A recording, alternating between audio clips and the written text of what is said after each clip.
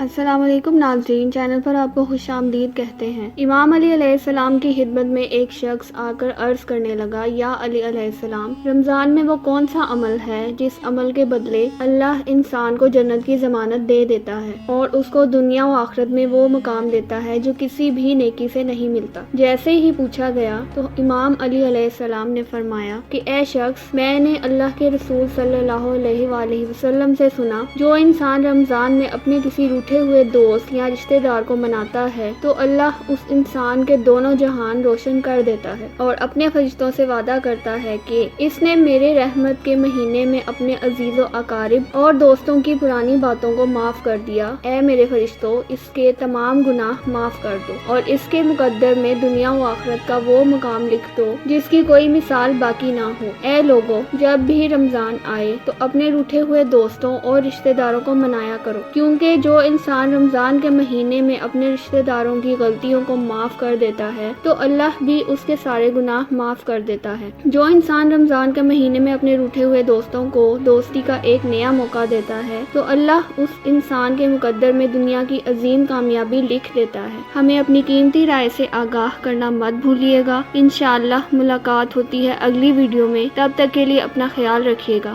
Video کو like کریں اور چینل کو سبسکرائب کریں اور بیل آئیکن کو پریس کر دیں۔ شکریہ۔